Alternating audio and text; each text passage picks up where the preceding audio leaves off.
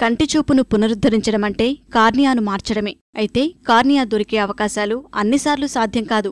ఈ పరిస్థితుల్లో కంటిచూపును శాశ్వతంగా పోగొట్టుకుంటున్న వారే ఎక్కువ. కార్నియాకు ప్రత్యామ్నాయం కనుగొనేందుకు ఎన్నో ఏళ్లుగా పరిశోధనలు జరుగుతూనే ఉన్నాయి. ఈ పరిశోధనల్లో కీలకమైన అడుగు ఇప్పుడు పడింది.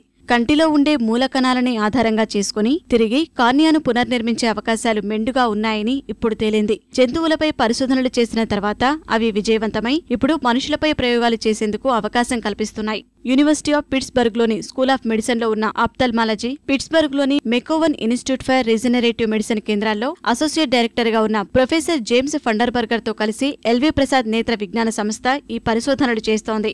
ఎల్వీ ప్రసాద్ కంటి ఆసుపత్రికి సంబంధించి డాక్టర్ సయన్ బసు ఈ పరిశోధనలకు నేతృత్వం వహిస్తున్నారు. లింబస్ అనే కనుగుడ్డు తెలుపు నలుపు భాగాల మధ్య ఉండే ప్రాంతంలో కార్నియా సమస్యని ఎదుర్కొనే స్టోమా సెల్స్ ఉన్నాయని పరిశోధనల్లో తేలిందని సయన్ చెప్పారు. ఈ స్టెమ్ సెల్స్ ద్వారా తిరిగి కార్నియాను తయారు చేసే అవకాశం ఉందని ఆయన అన్నారు. By doing this and by giving this therapy, you will not need anybody's donated eyes and nobody to depend on. So you don't need eye banks, you don't need people to donate their corneas because these are your own cells.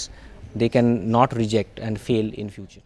ఇన్ఫెక్షన్లు, గాయాల కారణంగా cornea తెల్లబడటం, మచ్చలు ఏర్పడటం జరుగుతోంది. ప్రపంచవ్యాప్తంగా ఈ సమస్య సుమారు 26 కోట్ల మందిపై ప్రభావం చూపిస్తోంది. వారిలో 60 లక్షల మందికి పైగా అంధులుగా మారిపోతున్నారు. ఈ పరిస్థితుల్లో కార్నియాపై ప్రొఫెసర్ ఫండర్బర్గర్తో కలిసి డాక్టర్ సయన్ పరిశోధనలు ప్రారంభించారు. కార్నియాలో మచ్చలపై ప్రయోగాత్మక నమూనాలో మనుషుల కంటి నుంచి సేకరించిన మూల కణాలను చూపించారు.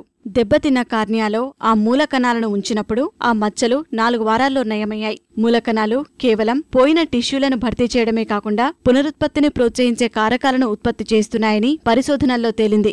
ఈ ప్రయోగం ప్రస్తుతం జరుగుతున్న కార్నియా మార్పిడి అవసరాన్ని తగ్గిస్తుందని వైద్యులు తెలిపారు. సరికొత్త విధానం ద్వారా కార్నియాను సరిచేసేందుకు దాతల అవసరం లేదు.